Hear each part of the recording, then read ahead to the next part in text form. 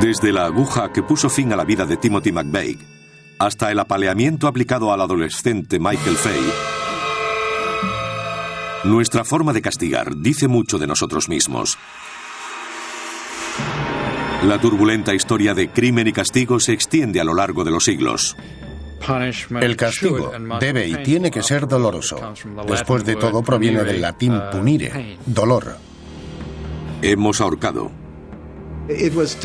No se hizo solo como un castigo, sino como toda una ceremonia. Hemos abusado. Encadenaban al interno desnudo al muro del patio y le echaban cubos de agua desde bastante alto. Uno de ellos se volvió loco por la tortura. Hemos estirado.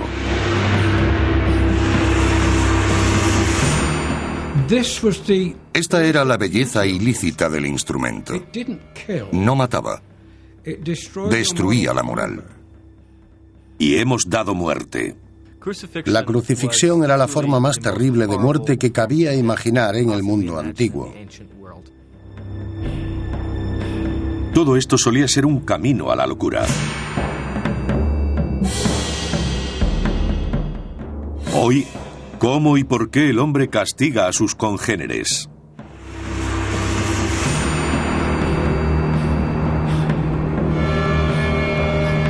Castigos crueles e insólitos.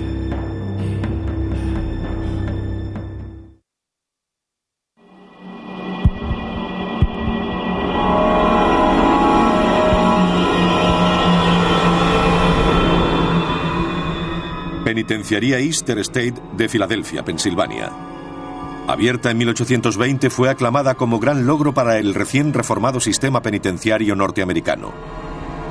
Paul Eisenhower es un experto en la historia de este penal. Los reformadores del siglo XVIII vieron el hacinamiento como el gran problema de las cárceles. Pensaron que si lograban mantener separados a los internos no se corromperían y se podrían reformar en las instituciones. Separarlos se convirtió en la idea clave de la reforma. La Easter fue tan revolucionaria porque hacía del castigo algo privado en vez del espectáculo público que llevaba siendo durante miles de años.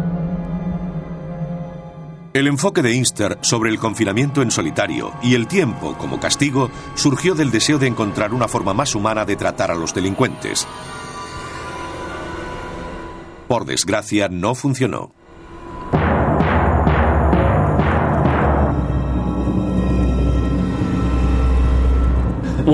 Una de las lecciones que deberíamos aprender de Easter es que las intenciones de los reformadores no equivalen a resultados. Easter se suponía que debía ser una institución más humana, en la que se pudiera reformar y tratar a los internos, pero en vez de ello los torturaban y los volvían locos. La prisión Easter State cerró en 1971, pero sus ruinas siguen en pie como recordatorio de que las intenciones de los hombres, a pesar de nobles, a menudo han sido trágicamente ilusorias.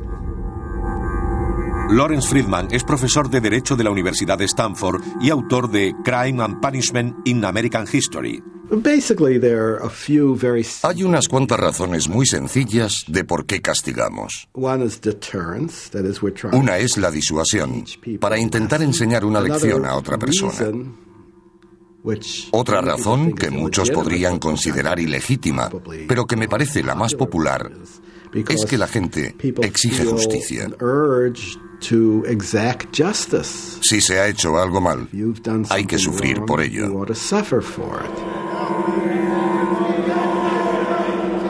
El debate actual sobre el castigo corporal violento saltó a los titulares cuando Michael Fay fue detenido mientras destrozaba coches en Singapur en 1994. El escritor Grant Newman apoya la reinstauración de castigos severos para los delitos graves. Cuando vemos las formas de castigos utilizadas en otros países, como los azotes a Michael Fay, decimos, ¡qué barbaridad! ¡Qué incivilizado! No pensamos que también podemos hacerlo aquí. Fay fue castigado a 6 golpes con una caña de bambú, un castigo que muchos norteamericanos consideraron extremadamente brutal. We believe that based on the facts and the treatment of other cases, similar cases, that this punishment is extreme. Pieces of flesh and skin fly off with each stroke of the rattan. I mean, this is a gouging out of the skin.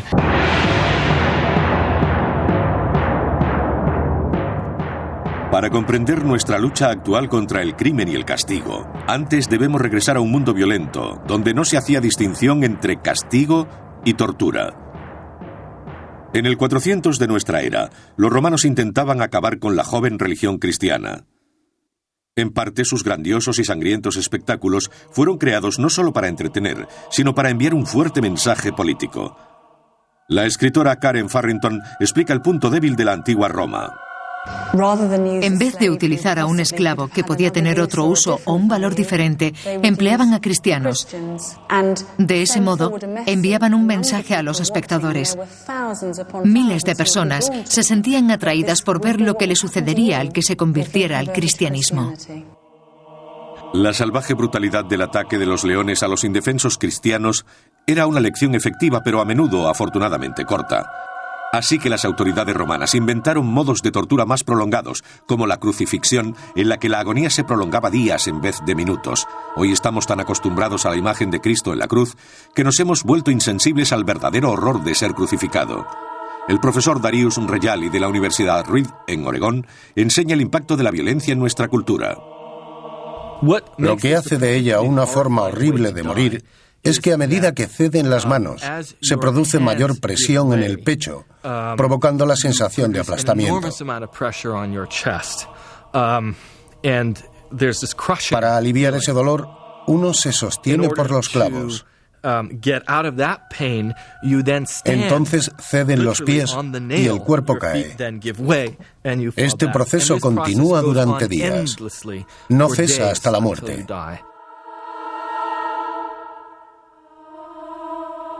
Hasta el siglo IV, la crucifixión era considerada un castigo degradante, reservado principalmente a los esclavos y a los culpables de los crímenes más horrendos.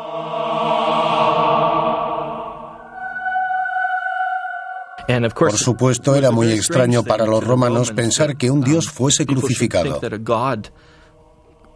Y también que la forma más humillante de castigo fuese fuente de veneración.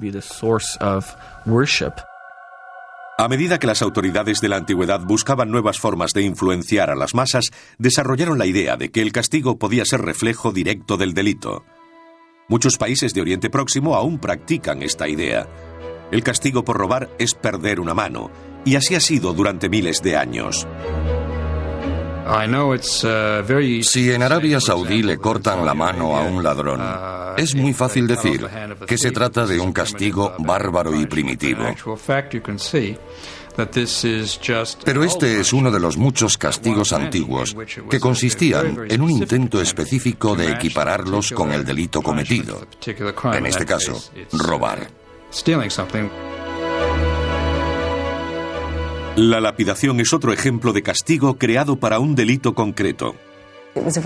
Lapidar a alguien hasta la muerte era un gesto simbólico y podía ser ejecutado por la persona engañada ante una multitud, satisfaciendo así el deseo del público que participaba en el sistema judicial.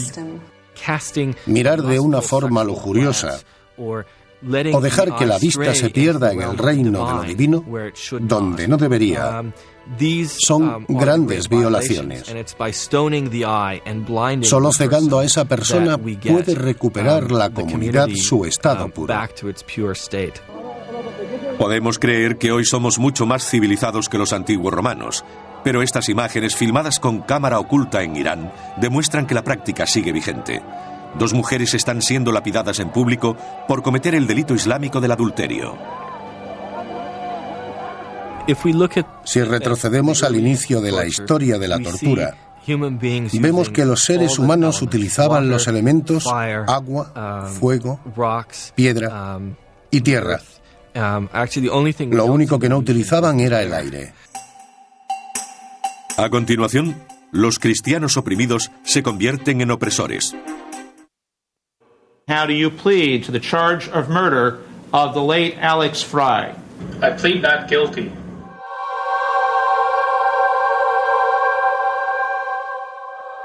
Según nuestro sistema judicial, somos inocentes hasta que se demuestre lo contrario. En la Europa del siglo XII era exactamente al revés. En el mundo medieval, todas las facetas de la vida giraban en torno al poder de Dios. Por eso, Solo Dios tenía la responsabilidad de decidir sobre la culpabilidad o la inocencia. Para ello, el acusado era sometido a una serie de pruebas físicas, cuyos resultados eran juzgados por Dios. Este sistema de justicia era conocido como juicio de Dios. Una de estas pruebas consistía en atar al acusado y arrojarlo al agua. Una persona era lanzada al agua. Si se hundía, era inocente. Y si flotaba, era culpable. Esto nos resulta muy extraño, porque parece que no se podía ganar. En cualquier caso, se salía perdiendo. Pero había un motivo para esto. El agua se consideraba sagrada. Por lo tanto, no aceptaba a la persona culpable, sino que la rechazaba, haciéndole flotar. Esta trastocada visión de la justicia difiere mucho de los tecnificados tribunales estadounidenses actuales.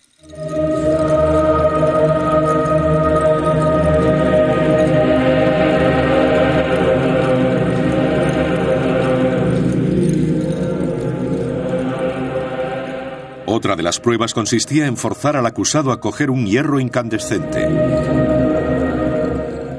3 días después, el tribunal que lo juzgaba le examinaba la herida. Si se había curado lo suficiente, decían que había sido bendecido por Dios y que era inocente. En la España del siglo XV, el papel de Dios en la naturaleza del castigo dio un giro siniestro. El gobierno, junto con la Iglesia Católica, se embarcó en un implacable reinado de terror genocida para purificar las líneas de sangre católicas. Su cruzada se conoce como Inquisición. La tortura de la Inquisición marca un momento de la historia de la humanidad.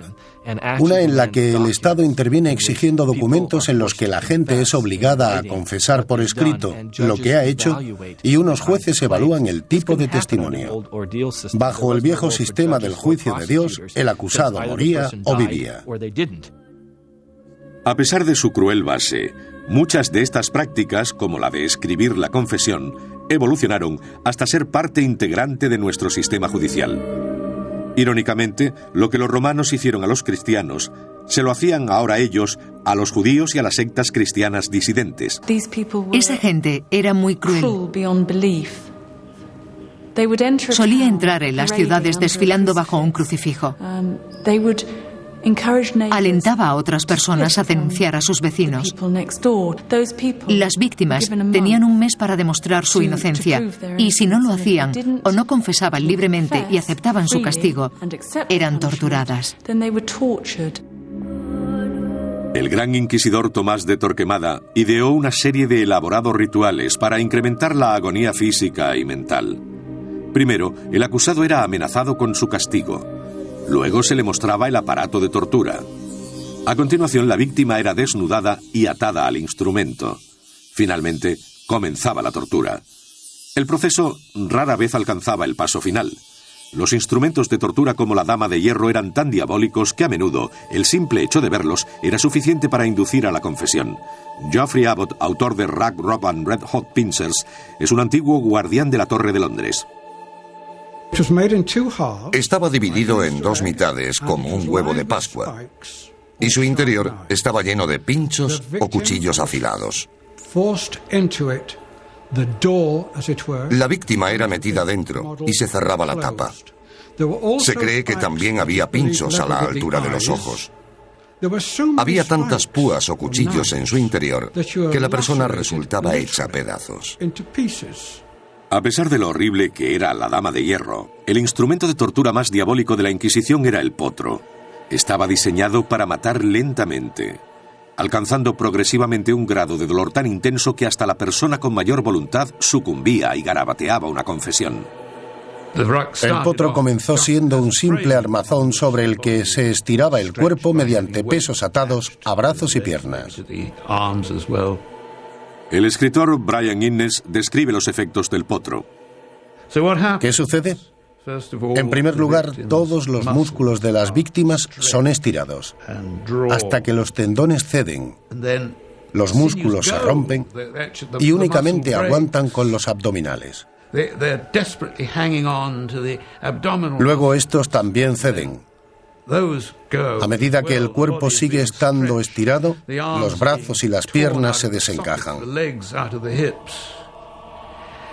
Finalmente el hombre está roto y nunca logra recuperarse de ello. Una de las víctimas más famosas del potro fue un ciudadano inglés llamado Guy Fawkes, que planeó volar el Parlamento y matar al rey de Inglaterra en 1605. Fawkes estaba furioso porque la Iglesia de Inglaterra perseguía brutalmente a los británicos católicos. Su tortura en el potro fue agónicamente lenta y brutal. A medida que las cuerdas crujían, el trinquete chasqueaba y sus articulaciones eran dislocadas una a una, confesó su culpabilidad. Palabras, balbuceos, susurros y gruñidos anotados por el secretario que se encontraba junto a él. También fue obligado a desvelar la identidad de los demás conspiradores.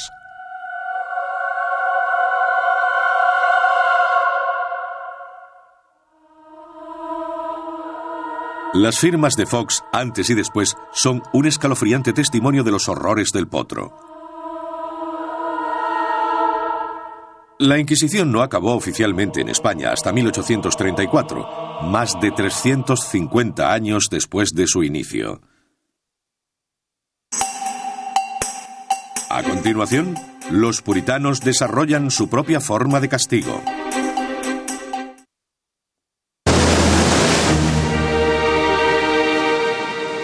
Los peregrinos llegaron a Plymouth Rock en 1620, con poco más que un sueño de libertad religiosa y su inquebrantable fe en la Biblia. La Biblia siempre ha sido parte integral del sistema judicial norteamericano y nunca lo fue más que en la época en que los colonizadores condenaban cualquier desviación de sus puritanas creencias religiosas. Cada colonia tenía su propio espectáculo. Vivía en pequeños asentamientos dirigidos por el clero, por lo que no se hacía mucha distinción entre pecado y delito. Esta falta de distinción hacía que la ley de los colonos fuese aplicada tanto a la vida privada como a la pública. Castigaban todo tipo de comportamiento que hoy consideraríamos asuntos privados, como la fornicación, la mentira y varias formas de delitos religiosos como faltar a misa o simplemente ser holgazán. Creían que podían hacer regresar a la oveja descarriada al rebaño mediante el castigo adecuado. Esta revolucionaria idea de rehabilitar a alguien para la sociedad tiene un origen tanto religioso como práctico. En oposición a la ingente masa de gente que habitaba Europa, la población colonial de Norteamérica era tan pequeña que hoy no llenaría un estadio de fútbol. Por ello, no podían permitirse un castigo fatal y desarrollaron un sistema de humillación pública. A la persona castigada se le hacía sentir vergüenza. Como consecuencia de ese castigo, quedaban reintegrados en la comunidad. Cuando una persona era sancionada, no bastaba con el castigo. Tenía que ser vista siendo castigada. La justicia no era nada si nadie se enteraba. Contrasta con el actual sistema judicial, por el hecho de que solo tenemos una participación indirecta en el castigo. Es prácticamente nula. En Williamsburg, Virginia, aún puede verse el método de castigo más efectivo de los primeros colonos: la picota. Importada de Inglaterra, el delincuente era colocado en ella con las manos y la cabeza atrapadas en un cepo de madera.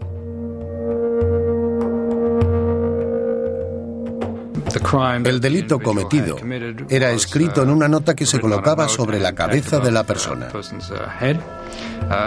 La gente del pueblo podía expresar su opinión al respecto, bien escribiendo una nota y colocándola en la picota, o lanzando huevos, verduras podridas e incluso piedras. Podía llegar a ser un castigo bastante peligroso. De hecho, algunas personas murieron. Aunque en las colonias no eran muy propensos a matar, los primeros castigos en Norteamérica eran dolorosos y diseñados para durar toda la vida. En la Massachusetts colonial, infligían un gran dolor para asegurarse de que dejaban al condenado marcas visibles.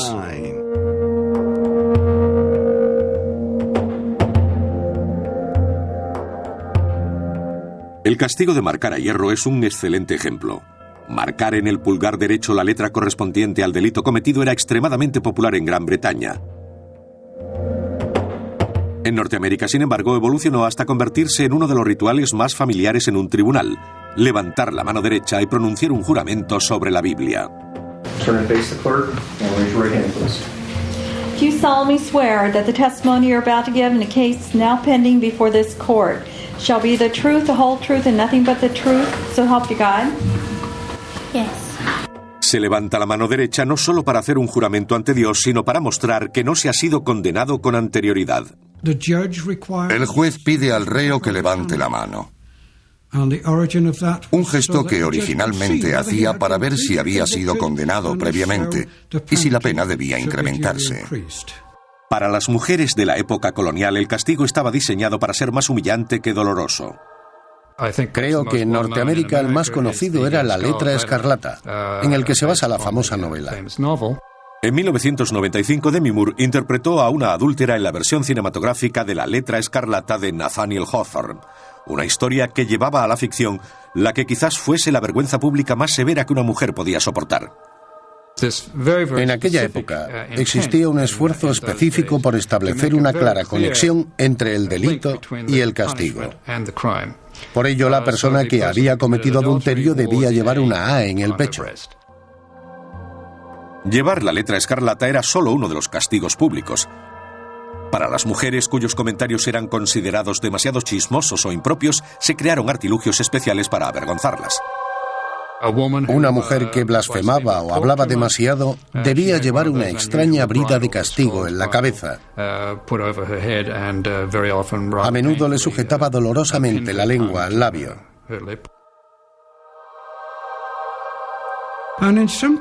En algunos casos, la brida tenía una campanita que quedaba sobre la cabeza. Entonces la mujer debía recorrer el pueblo con su marido.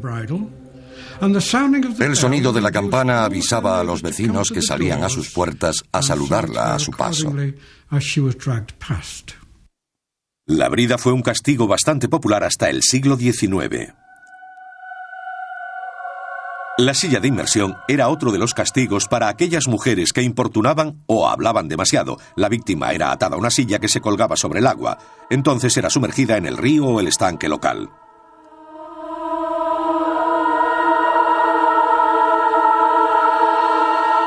Aún así, existía otro delito del que eran acusadas las mujeres mucho más serio que el parloteo. En aquella época, la gente era muy supersticiosa y la brujería y lo sobrenatural jugaban un papel muy importante en sus vidas. En febrero de 1692, el extraño comportamiento de dos jóvenes de Salem, Massachusetts, provocó una serie de histéricas acusaciones de brujería. Al final, más de 200 hombres y mujeres fueron encarcelados y los juicios de brujería de Salem se cobraron las vidas de 24 personas. El castigo por brujería consistía en ser quemado en la hoguera. Aquí había un elemento de purificación, pues mediante el fuego se eliminaban los malos espíritus, convirtiéndolos en humo, literalmente.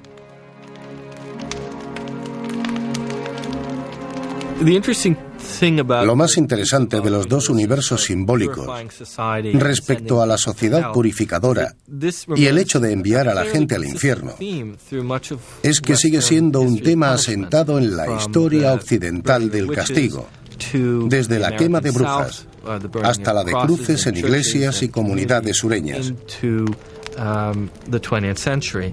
Aunque el fuego fue la fuerza purificadora en Norteamérica durante más de 400 años, en el siglo XIX, la naturaleza del castigo cambiaba a una forma nueva y radicalmente diferente. A continuación, la brutalidad tras los barrotes, el surgimiento del sistema penitenciario norteamericano. A lo largo de los años, las prisiones han tenido fama de bárbaras. Originalmente construidas como fortalezas, jaulas, mazmorras o fosos, que eran pozos negros y lúgubres, plagados de sufrimientos y enfermedades. Hoy en día, la gente tiende a dar por sentada la idea de que alguien condenado por ladrón es enviado a un sitio llamado prisión, en el que hay celdas, barrotes y muros. Y creo que la gente se sorprendería al saber que, históricamente hablando, es una invención del siglo XIX.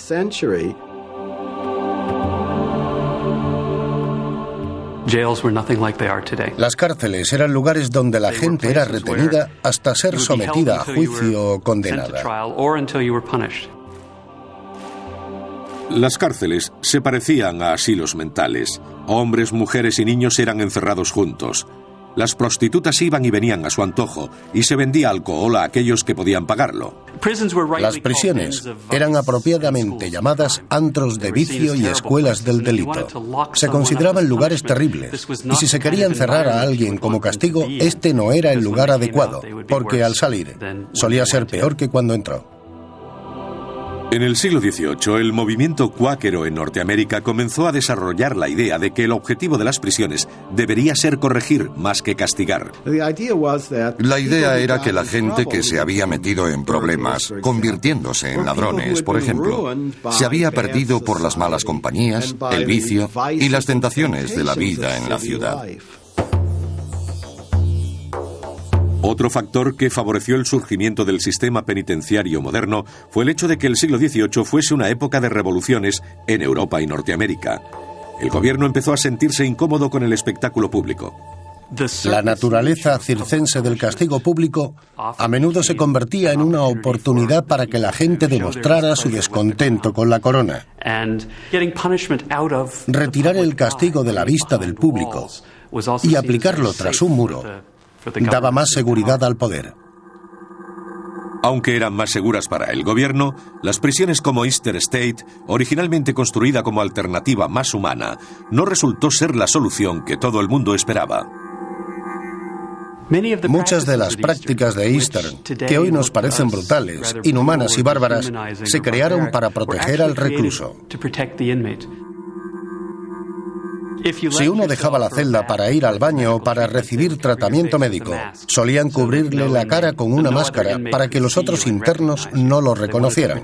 Querían proteger la identidad para que no fuera marcado. El uso de números en vez de nombres se implantó para ocultar la identidad de los reclusos.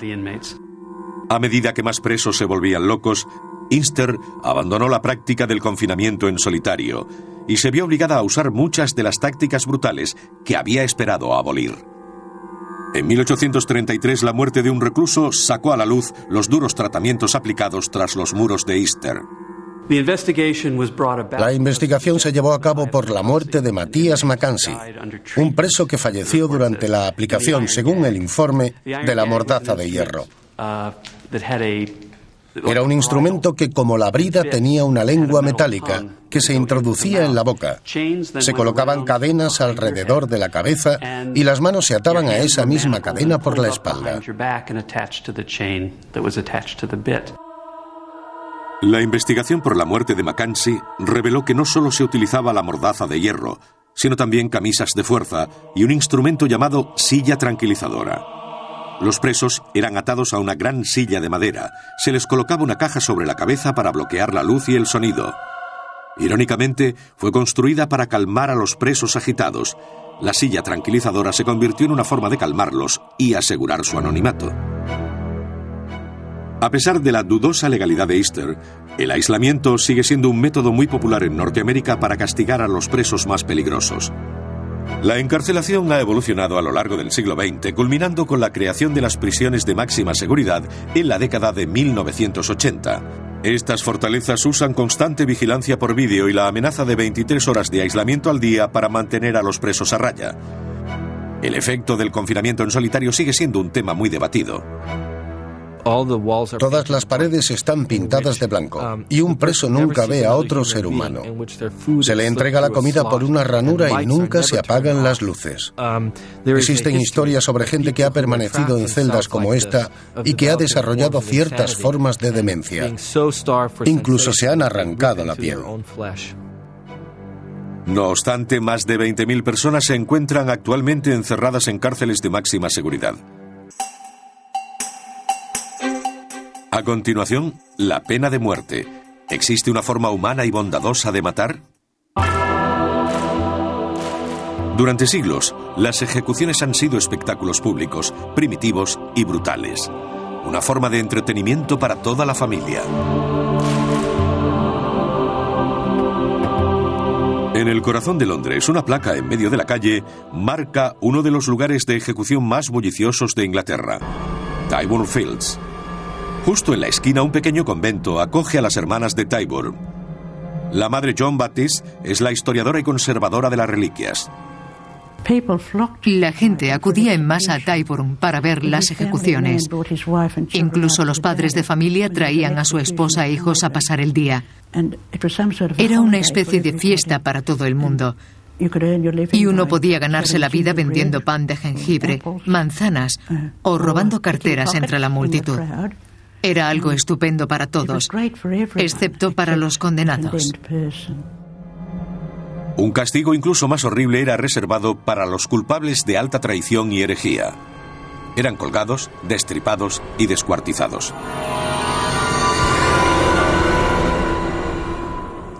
Eran colgados por el cuello, pero descuartizados mientras seguían vivos. Eran destripados como pollos. Para dar un final compasivo al espeluznante sufrimiento, eran decapitados.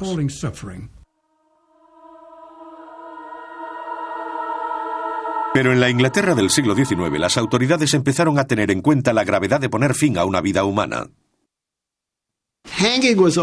Los ahorcamientos siempre se hicieron en público hasta el siglo XIX.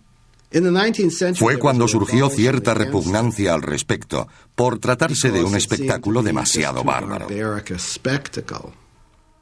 Entonces el acto fue trasladado al patio de las prisiones, pero aún así mucha gente podía asistir.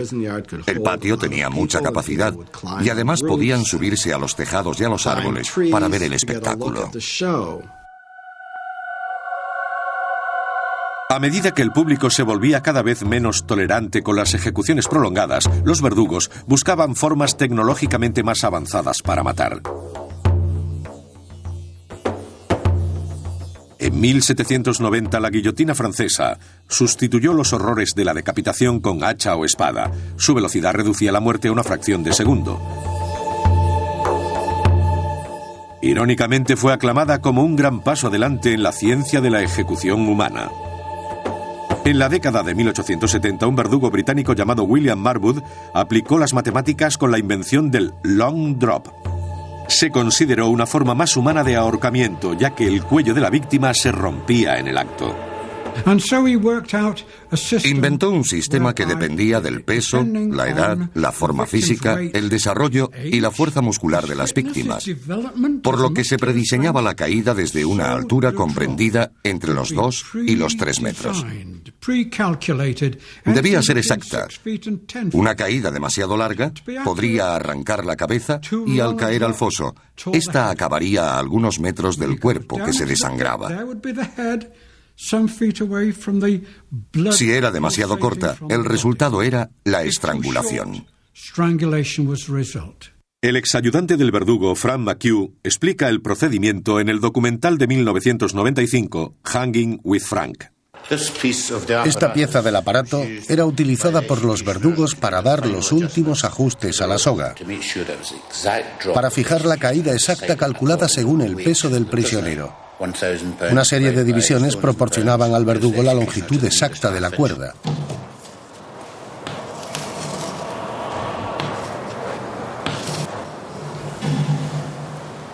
Los ejecutores marcaban el centro de la trampilla con una T, de forma que al abrirse se quedaban sin punto de apoyo y caían justo por el centro. Tras la ejecución, el cuerpo se dejaba colgando durante 1 hora. Luego volvía al verdugo para asegurarse de que estaba muerto.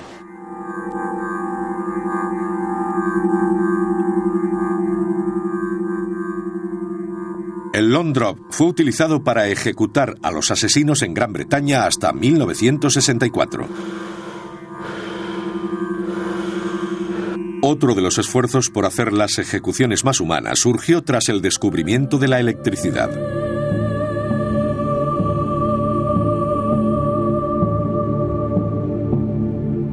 Como respuesta a la crueldad de los ahorcamientos, el Parlamento del Estado de Nueva York encargó la invención de una silla que electrocutara a las víctimas.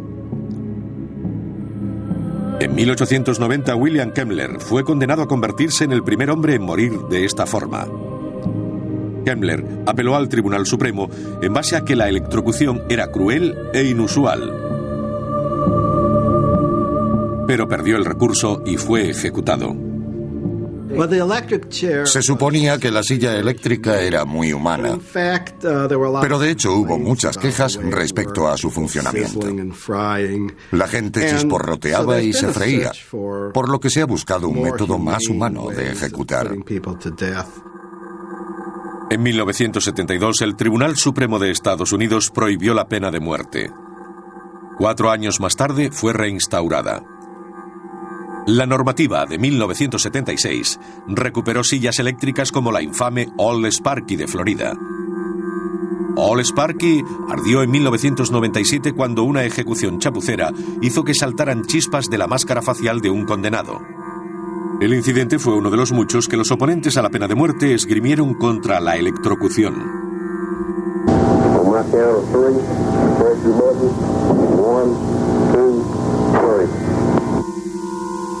Esta emisión radiofónica de la ejecución de Alpha Otis Stevens en Georgia en 1984 da una inquietante impresión de la muerte en la silla eléctrica.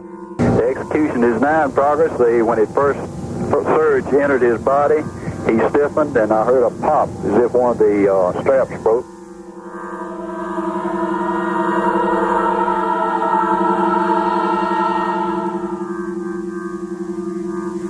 The doctors are now preparing to enter the execution chambers to check the life signs.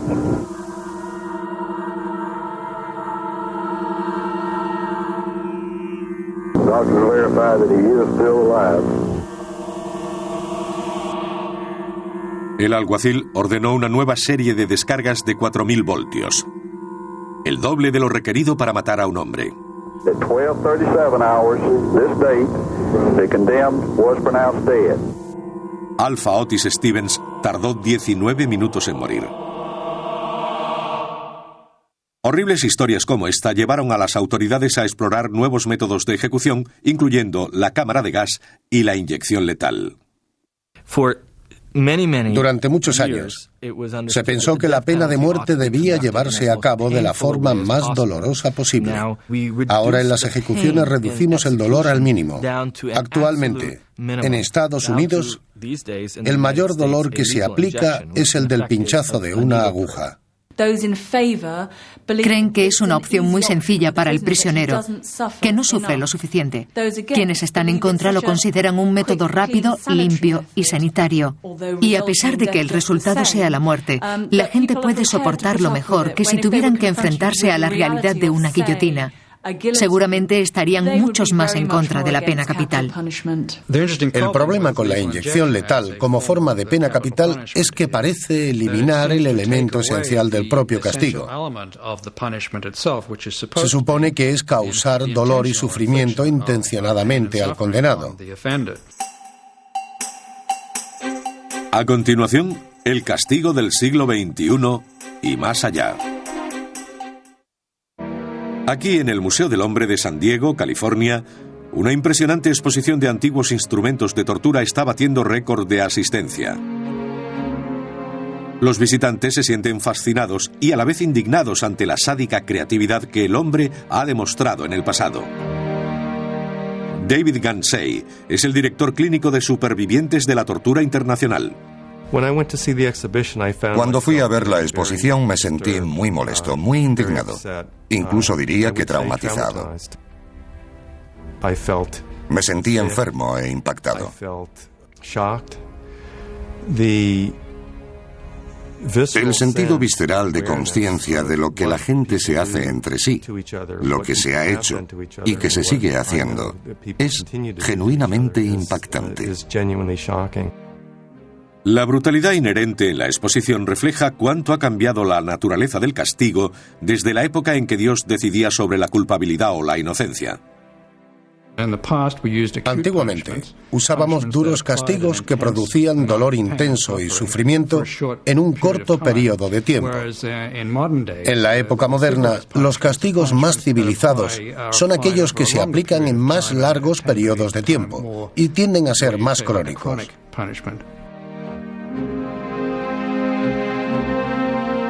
Para resolver los delitos, el hombre se ha ayudado de la más moderna tecnología, reuniendo pruebas y demostrando la culpabilidad. Y el castigo, que una vez fue público, terrorífico y doloroso, es ahora privado, controlado y humano. Yo diría que ahora somos mucho más sensibles a las diferentes formas en las que el dolor puede afectar a nuestra sociedad. A lo largo de nuestro pasado, sin embargo, todo intento por establecer un castigo más humano acabó siendo tachado de bárbaro por las generaciones siguientes. ¿Hemos logrado encontrar el castigo apropiado?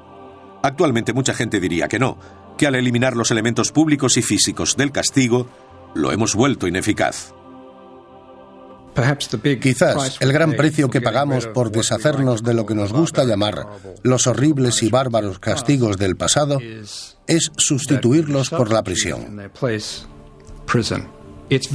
Su objetivo es alejar todo el concepto y la experiencia del castigo de aquellos que deberían aplicarlo, es decir, todos nosotros, y administrarlo en secreto. Algunos consideran las medidas preventivas de nuestro sistema de justicia penal el más diabólico castigo de todos. Quizás una de las peores torturas psicológicas que aún existe en el mundo es el corredor de la muerte. Probablemente muchos no lo consideren una tortura, pero para la gente que espera allí durante meses y años a conocer la fecha de su muerte, es una terrible carga que soportar.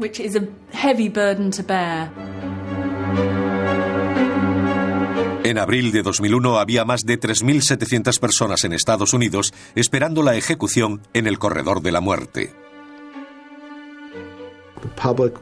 La sociedad quiere encerrarlos y arrojar la llave. No quiere saber ni oír nada respecto al efecto negativo y las serias dudas de si este sistema funciona. Pero algunos casos importantes siguen obligándonos a enfrentarnos a las ramificaciones del crimen y el castigo. Esta es la sala en la que el terrorista Timothy McVeigh fue ejecutado en junio de 2001 por la bomba de Oklahoma en 1995. ¿Merecen los crímenes de la magnitud del de Timothy una sentencia más dura que la simple muerte? Uno solo puede preguntarse si en aquellos estados donde se les permite presenciar la ejecución, los familiares y amigos de una víctima de asesinato se sienten realmente satisfechos en términos de represalia, viendo morir a alguien.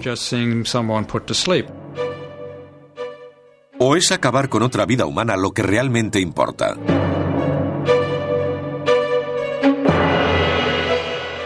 Siguiendo la evolución de los crímenes y sus castigos, vemos que aún tienen lugar grandes avances y errores. Las ganas de compasión chocan con los gritos de intolerancia e inhumanidad, mientras continúa la controversia en los medios de comunicación y en los tribunales. A la luz de las pruebas, solo queda clara una cosa. Por un lado, la sociedad se ha vuelto infinitamente más civilizada y justa. Por otro, quizás no hayamos cambiado en absoluto.